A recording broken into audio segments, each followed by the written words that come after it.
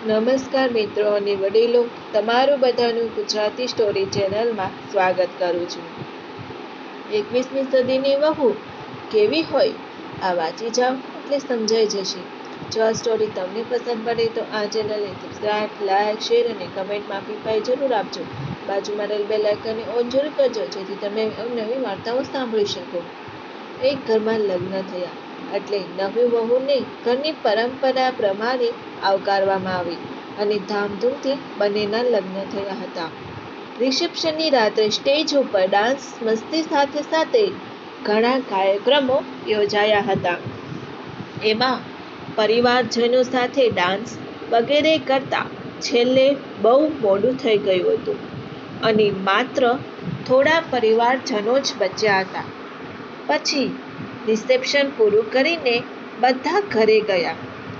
નવી વહુની ઘરમાં આગતા સ્વાગતા કરવામાં આવી.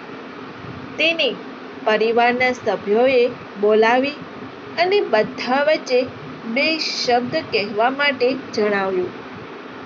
એટલે તરત જ નવી વહુએ પોતાની સ્પીચ આપતા કહ્યું કે, હે મારા પરિવારજનો, હું તમારા દરેક લોકોનો આભાર માનું છું કે મને આ કુટુંબમાં સામેલ કરાઈ અને નવા ઘરમાં ખૂબ જ સુંદર મજાનો આવકાર આપવામાં આવ્યો.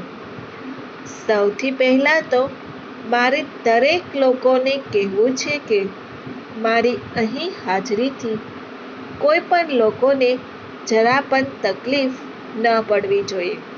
એટલે કે મારો કહેવાનો મતલબ એવો છે કે મારા કારણે તમે તમારી રહેણીકરણીમાં કોઈ પણ જાતનો ફેરફાર કરતા નહીં.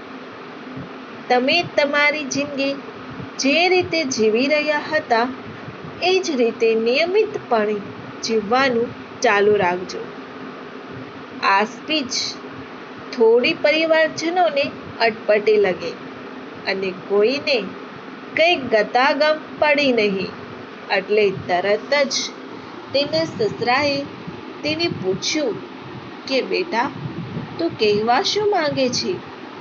તરત જ નવી વહુએ કહ્યું કે પપ્પા, હું કહેવા માંગુ છું કે જે લોકો વાસણ ઘસતા તેઓએ વાસણ ઘસવા, જે લોકો રસોઈ બનાવતા હતા તેઓએ રસોઈ ન બનાવવી, જે લોકો કપડાં ધોતા તેઓએ કપડાં જ ધોવા અને મારા લીધે તમારે કોઈએ કંઈ જ બંધ કરવાની જરૂર નથી.